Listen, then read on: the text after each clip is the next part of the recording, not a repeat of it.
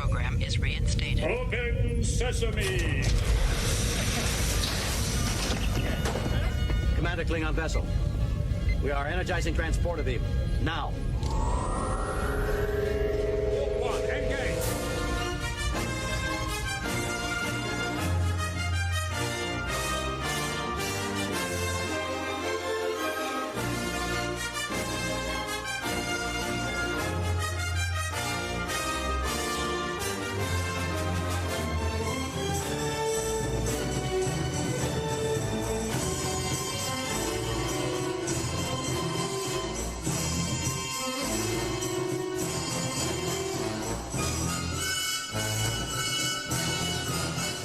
All right, hello, welcome everyone to Star Trek from the Holodeck.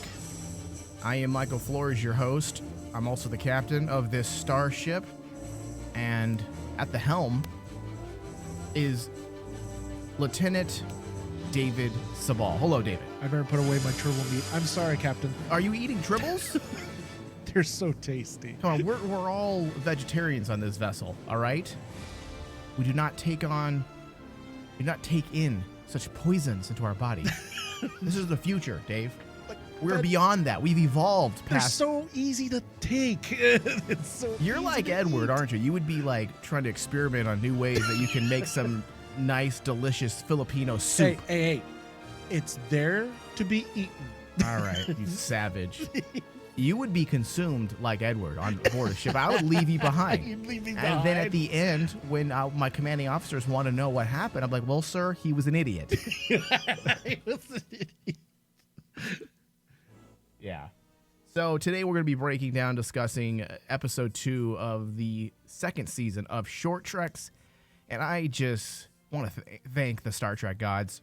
God, dude. Short Treks has it's really made me excited for Star Trek again. We said that about like Q&A, but Short Treks continues to actually just keep that franchise rolling on a high. Yeah, well, it's fun because they can dabble into different areas, things that we may not ever get to because it's just the nature of the TV business. You can't do a TV show on every era of Star Trek or every little thing that fans love, but this is such a fucking great way, Dave, to give back to Star Trek fans and delve into things that otherwise we wouldn't be able to. So Short Treks, I'm hoping they keep coming. As I said, today we're going to be talking about The Trouble with Edward, which is the second episode of the second season of Star Trek Short Treks, written by Graham Wagner and directed by Daniel Gray Logino. The synopsis: newly minted Captain Lynn Lucero is excited to take command of the USS Cabot. That is until she meets Edward Larkin, an ornery scientist who believes he has found a revolutionary new use for tribbles. The darker version of Commander Barclay. Yeah, Because he's the darker version of him. Is Edward this era's Barclay? I honestly feel like it, because I'm sorry, when you look at Edward Larkin and how he acts, I'm like going, wait a minute, that's Barclay. Only Barclay was much more nicer. We didn't know what Barclay had in the 90s, but I think in today's standards, I think we would know that he's definitely on the spectrum. Yes. He's definitely has a form of autism, and I would definitely say the same thing about Edward. About Edward.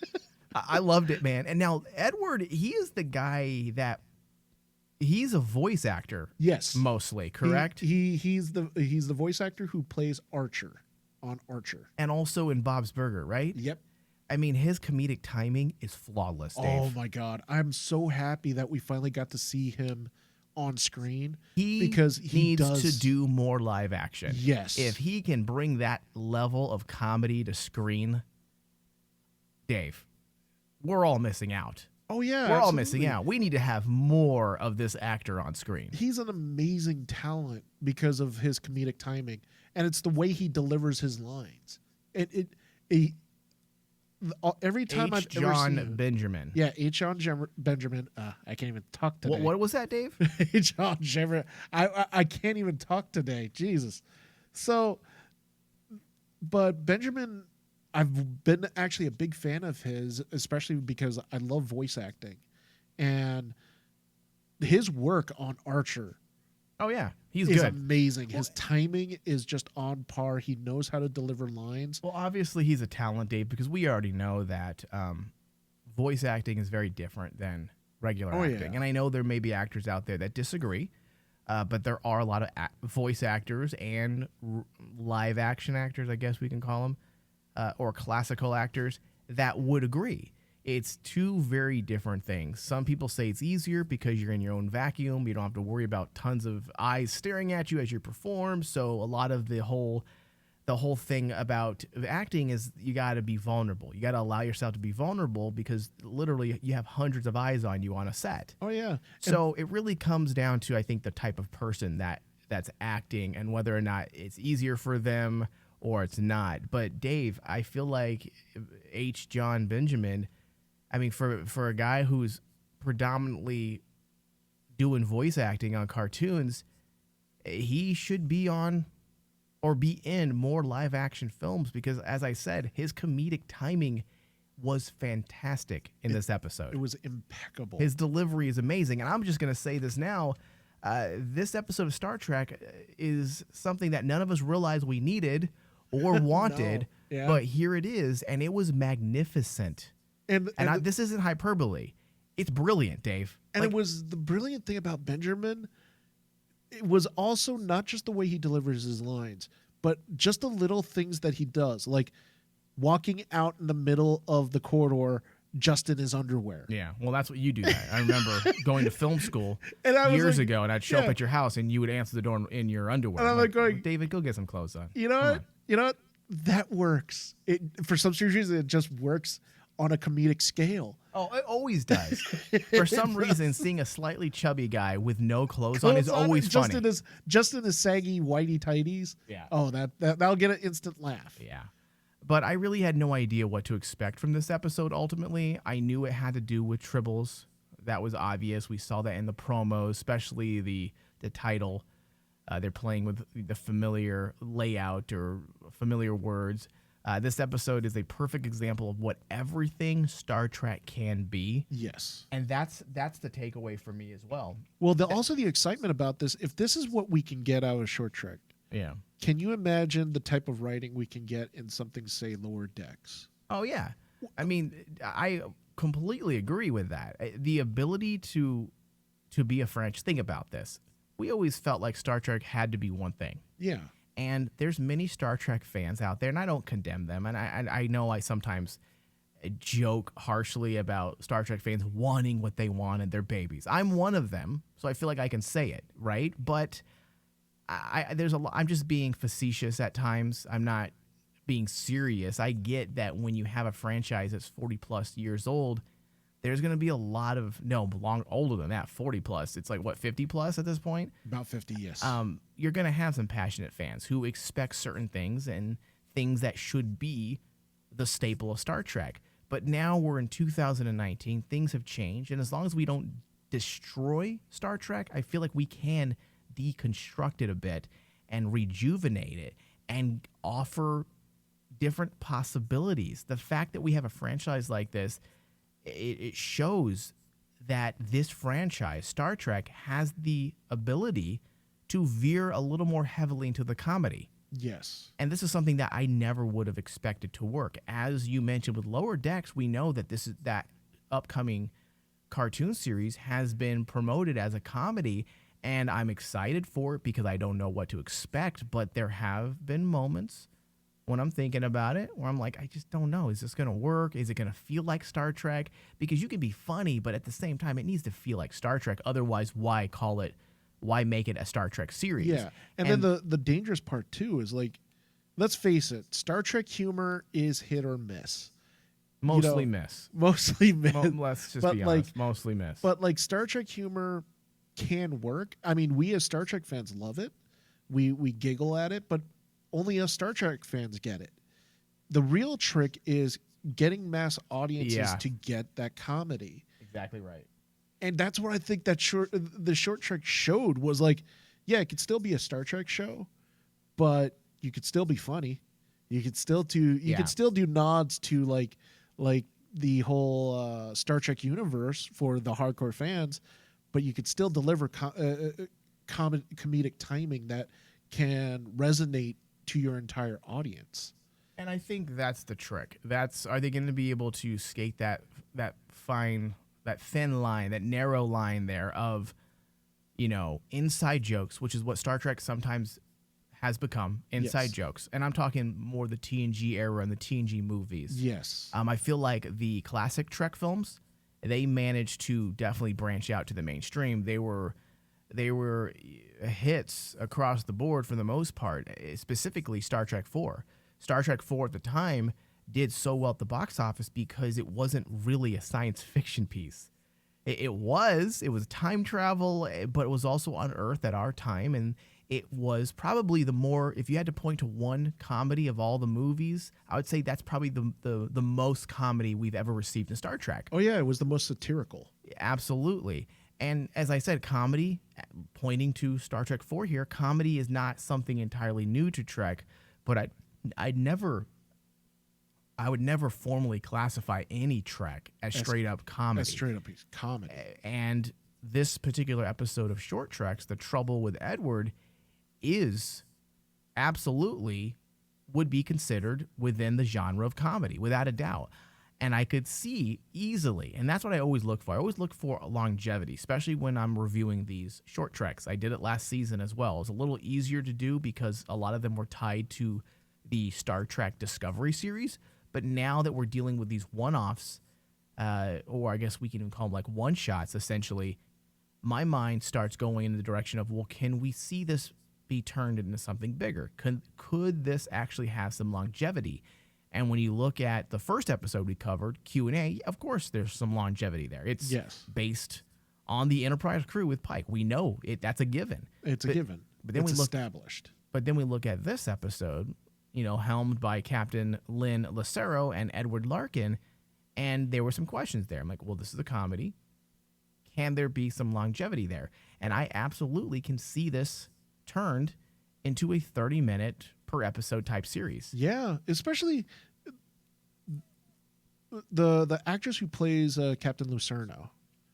I honestly think she could, and this may sound bad, but she has a more charisma, in my opinion, than the one actress on Discovery, currently on Discovery, who plays Burnham. Oh, you shut your filthy mouth. But I do agree.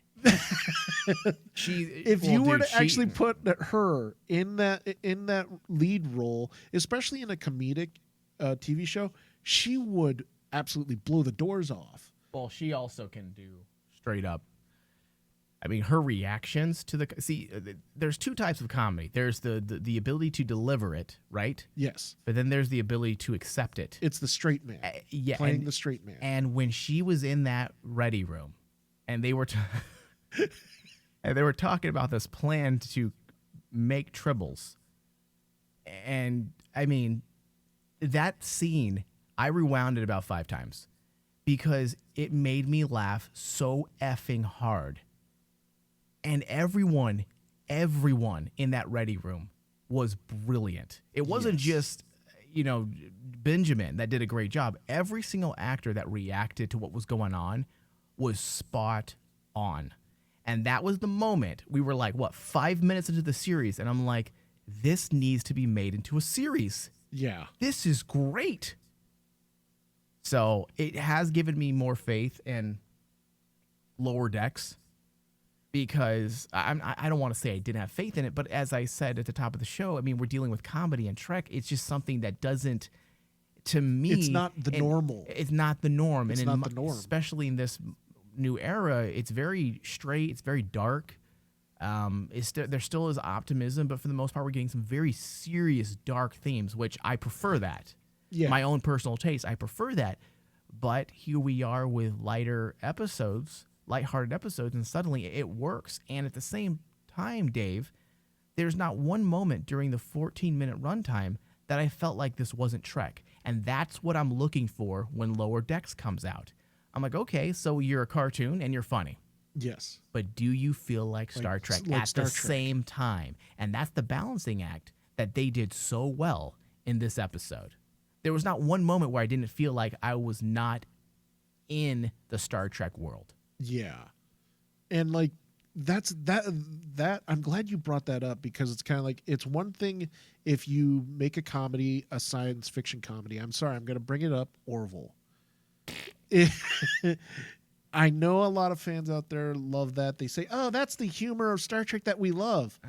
No, it isn't. Yeah. You know, this is more Star Trek that we all Are we bad Star Trek fans, Dave, for not being? 'Cause it feels like every Star Trek fan is a fan of Orville. Are we? I don't get it. Are And we I don't get bad Star Trek fans for like hating it? Like, is there something wrong with us? Not real. I don't think so. Because don't I think have so. tried. I have tried, Same here. and I think it's awful. Yeah, I just think that the humor just doesn't. Maybe it's because I'm not a big Seth. I think it's Seth Green. Yeah, Seth Green is hit or miss with his comedy, and I'm not a big Seth Green fan. I'm not a big Seth Green fan. I like I like Family Guy. see, I'm not a big But- Family Guy. I like the other one, American Dad. American Dad. I like that one. That's pretty good.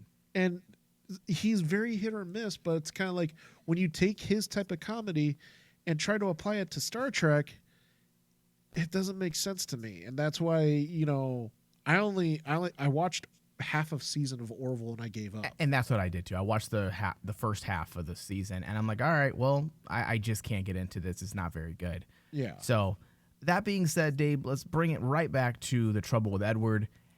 Academically, this episode was flawless, to be honest with you. The script itself was excellent. The directing from Daniel Gray-Logino was on point, and the comedic timing couldn't have been better. And of course, we attributed that to the actors, but let's not forget the directing. It's not easy to direct comedy. No, it's it not isn't. It's easy hard. to write comedy. A lot of people think, oh, I got jokes. But translating humor over to paper and then making sure the chemistry is in that room to make it actually funny, that's an entirely different thing. There's a Yeah. lot of people out there that think they're funny. And then they realize quickly that they're not when they're writing a script or they attempt to write a funny script. A funny script, yeah. It's not an easy thing to do. In fact, in a lot of ways, Dave, and this is going to be very surprising to a lot of people out there who listen to a lot of our shows, because I prefer drama and the dark over comedy. But I'll tell you now that it's far harder to write comedy. Oh, absolutely. It's not my cup of tea. I do like a good funny piece of pop culture, whether it be a movie, a TV show. I do appreciate it, but I prefer more serious tones in my entertainment. Yeah, because But it's easier to actually get that relatable feeling from your audience in drama. right, comedy is a very different thing, and also Yeah. what's funny to one group of people isn't always funny to another group of people. So you're on a tightrope trying to walk and trying to figure out what will work for the masses. So just great from an academic standpoint. The writing, Graham Wagner, I mean, this guy has worked on other pieces of comedy, so it's no surprise that he was able to do this. I mean, he was a producer for years on The Office. Yeah. He was also an executive producer on Silicon Valley. So this guy isn't new to comedy, and I love the talent pool that we're getting. What's the guy running Star Trek Universe? Alex Kurtzman. Alex Kurtzman. Alex Kurtzman is doing a fantastic job, not just pulling from the fishbowl, and that's something that a lot of producers do. They get comfortable and they go to that Rolodex. Oh, I worked with him before. Oh, I worked with him before. Oh, I worked with him before, and suddenly we get a lot of the same things because, we're using the same people over and over. Yes. But to see how Alex Kurtzman is going outside of that fishbowl and bringing on people that typically I would never expect Graham Wagner to ever work on an episode of Star Trek. And yet here we are. And look what he delivered. And that's what gives me hope for Star Trek as a franchise in general, is the fact that Kurtzman's willing, and all his staff is willing to take a risk. Absolutely right. They're taking a risk because this is how you take a risk. Because there is a risk to it, Dave, because you run the chance that you're going to piss off fans, that it's not going to go over well. And season 1 was a little bit of that. I enjoyed it, but it was them trying to understand what they're going to do with this story. And going into season 2, it feels like everything is firing, and they have everything mapped out, and they understand exactly what they're going to be doing with Star Trek moving forward. And this episode of Short Treks is yet another example of them understanding what they want to do. Yeah. It's amazing what they're doing, honestly, with these 14-minute running time episodes. These writers are on it. I mean, this is expert writing, Dave. I'm telling you, this, everyone makes fun of me in the last episode about Q&A of how passionate I was, how great the work was there. But Short Treks in general, honestly, should be an example of how you do short films. Yeah, absolutely. This is how you do short films. This is how you can do this type of short film, this type of short film. What makes the entire series of Short Treks so amazing is they're able to show Star Trek in different genres. Yeah. I mean, if you look at all the past Short Treks, some of them have a little different type of genre to this. This particular episode is probably the first one that just tackles it head on, showing a true comedy kind of Short Trek. I mean, the closest one we got was The Escape Artist. Yeah. And it's something that we never really expected Star Trek to do. I mean, for the most part, Star Trek is always, I don't want to say veered into close and safe territory, but there was an idea of what Star Trek should be. And this is where the Star Trek fan in me is like saying, yes, it should be this way, never change it. But also that's how you go stale and fall apart, and then you have no TV shows or movies for almost 20 years. That's what happens when you aren't willing to experiment and possibly step out of your comfort zone. Before all of this happened, Deep Space Nine was that. Yes. Deep Space Nine was the producers stepping out of their comfort zone and delivering us something different, showing that Star Trek can still be Star Trek and also be something different. And that's what Deep Space Nine was, and that's what Discovery's becoming. And that's what these Short Treks are doing. They're showing us that Star Trek can be so much bigger than what we expect it to be. And I know that many of us Trek fans are sometimes narrow-minded. And I'm hoping people can accept that Star Trek can be something else. And if the old school fans who are, I mean, we already have said this many times, for the most part, the old school Star Trek fans are a dying demographic. So in the grand scheme of things, I guess it really doesn't matter if they get on board, because this new era of Star Trek universe, the new era, is bringing in new people. As we know, we watched that documentary, What We Left Behind. Yes. The Deep Space Nine documentary, and that's something they specifically mentioned, that to this day in 2018, 2019, because of Netflix, because of Hulu, more and more people are finding Star Trek Deep Space Nine and Star Trek Next Generation and Star Trek Enterprise, and a whole new fan base is being formed because of these streaming services. And now here, Star Trek Universe starting up with Alex Kurtzman, this new era. I mean, in the grand scheme of things, sadly, it doesn't really matter if the old demo gets on board or not.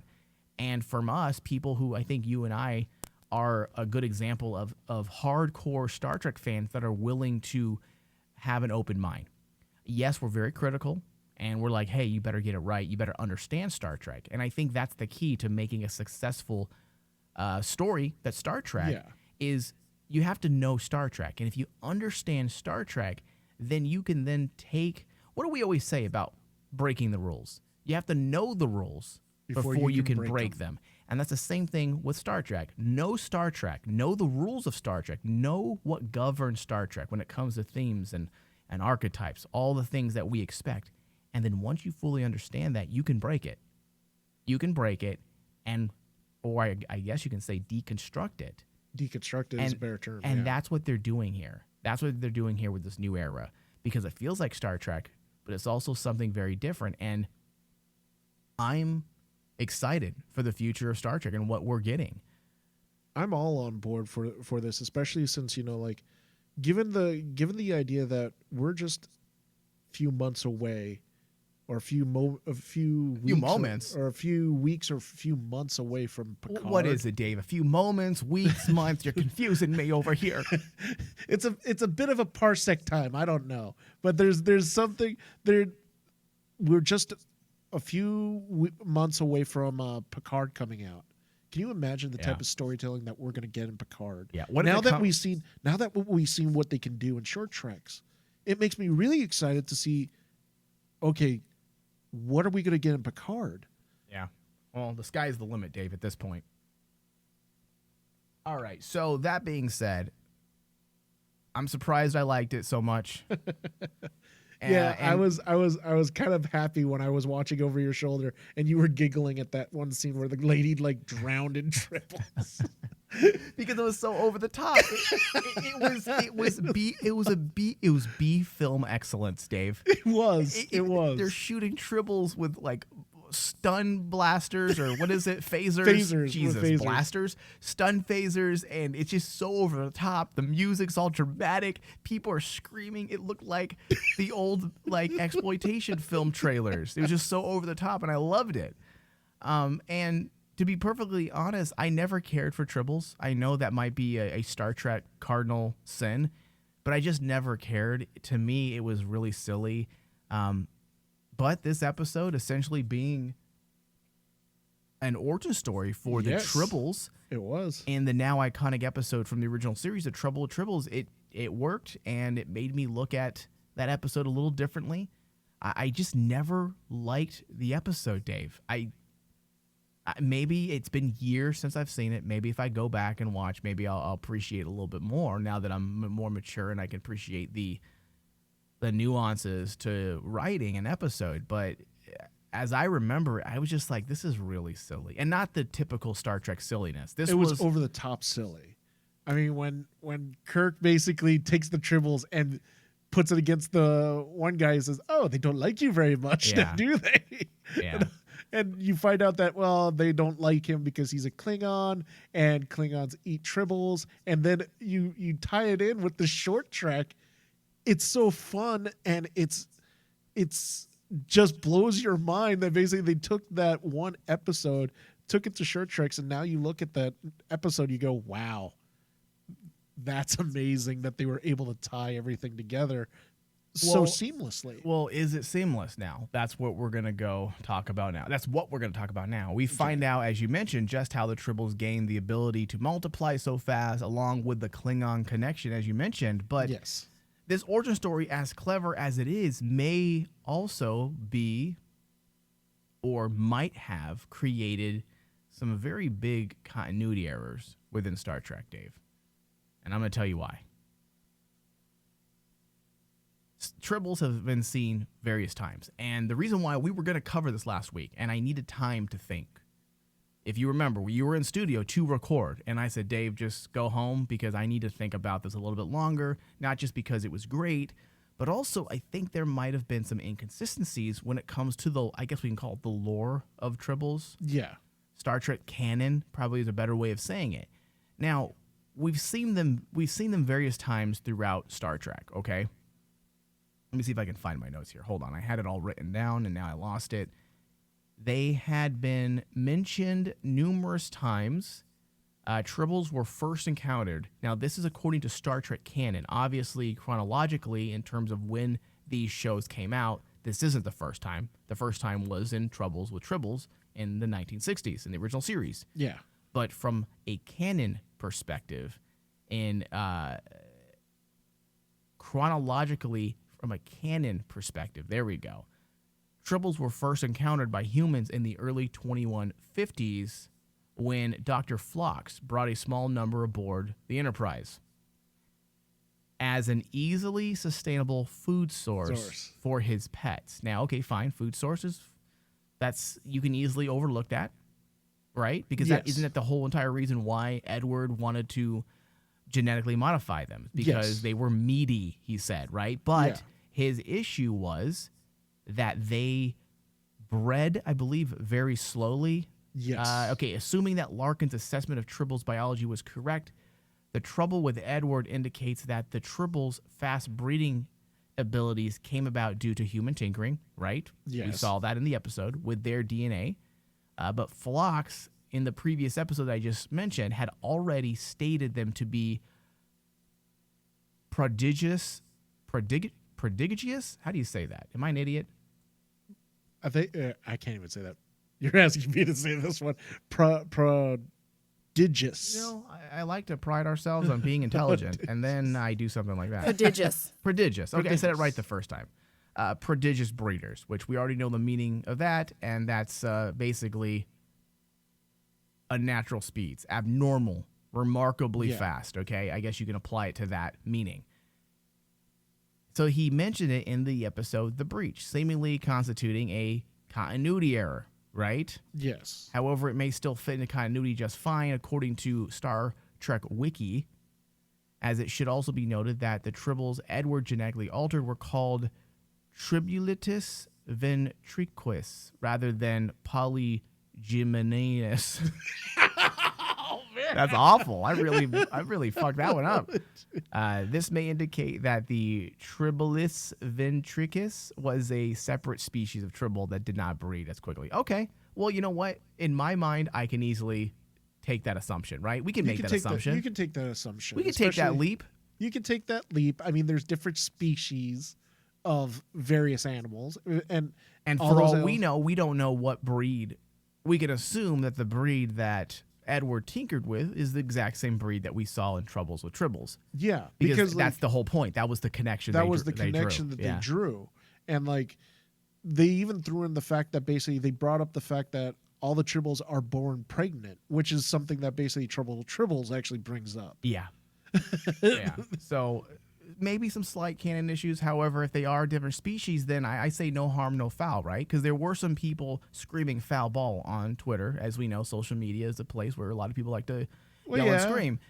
So it kind of irked me a little bit because I was agreeing with them. But after I had reviewed this article, I'm like, okay, well, I think we can assume they specifically state it's a different species. It's a different species. It's a completely different species. So I have no problem.